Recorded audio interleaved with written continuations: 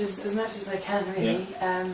The beauty of playing in Bristol as well, I mean, you're generally playing on the bill with like 5 or 6 other people anyway, so yeah, always seeing new music. So do you like to go to watch someone completely you don't know, or do you like watching the ones that you know are going to be good?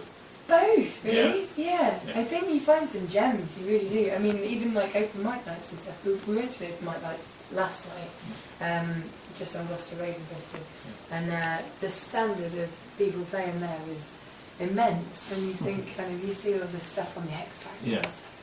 It's nonsense. Yeah. And then you see in comparison, kind of, just people down your local pub. Exactly. Yeah. So you always get a lot of surprises, I think. Wherever you go, really. Yeah. Do you do a lot of open mics? Not so much anymore, really. We only went down to that one. Actually, we've started a new band, which is called Jack's Got Jabs.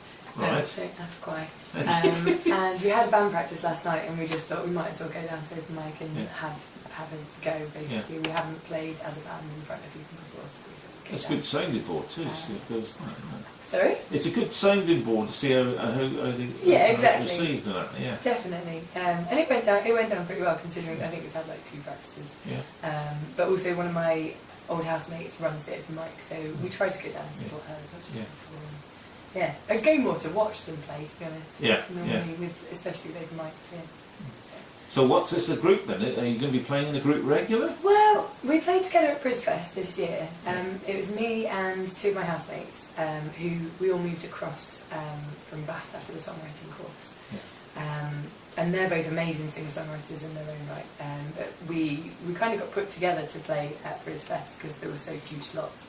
And we obviously lived together, so we were like, well, that's fine. And then we've kind of just extended that, and we're trying to make it a bit more, but something a bit different. I think we're aiming for something like acoustic trip hop. Right. But we're going to see how it goes. Yeah. But yeah, we've also got a bass player on board as well now, which is nice. So we've basically got 2 or 3 gigs in January. We're playing at the acoustic festival. We're kind of bringing all of our songs to the mix and then seeing what we can do with them with a band kind of around them.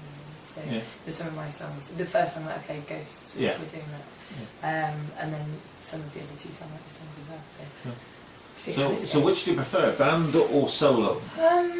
I'm thinking band. Recently, it's been really nice because I've basically spent the last year gigging relentlessly and kind of travelling around the place a lot by myself, and I love playing and you always meet lots of people wherever you go, and people are generally really friendly, but it is nice to have other people there with you, so you can kind of enjoy it together, I think. So, and it definitely obviously adds to the sound and makes it bigger, and I don't know, there's certain bits of my songs where I can hear it in my head, I can hear the band noise come out, but it doesn't, no, there isn't on keyboard. Okay, so what are your influences then? At the moment, one of my favourite artists is Regina Spektor. She's just got really interesting, she's quite quirky, she's got really interesting lyrics. And she treats kind of each song as an individual song rather than as part of anything else. So you can have an album of hers and every song is a completely different genre almost.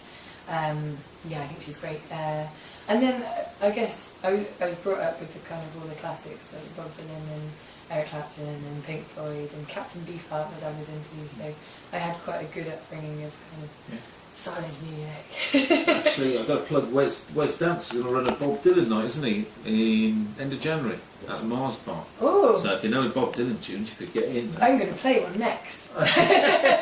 So there you go. You better listen to this. I might just move my keyboard out there. Yeah, of course you can. Of course you can. While she's moving her keyboard out of the way, let me tell you, next week's guest will be Indica, another group star from the End Festival, so we'll look forward to that. Then it's our Christmas special. It's Rhea Parfitt, Becky Rose and Sue Bell, all in the studio on the one night for 2 hours, live acoustic session. I worked out it's going to be about 8 people in the studio that night, so that'll be really cool. How come? There's the 3 singers, there's me and you, that's 5, my mum, that's 6, and probably Jim will be filming it with his wife probably there. So there's 8 at least. There you are, I see. I think it might be a good idea if we've got patients listening to this, they want to come along and they're out of hospital, come and sit in the studio that night. What do you reckon? What, next to your Well, mum? so, yeah, Risk it with Yeah. random people. yeah. We'll just get him in there. Whoops, smashing the mic, and he can all come up here. And King Dave did say he was just supplying mince pies, didn't you? Yeah. And a Christmas cake and a roast turkey.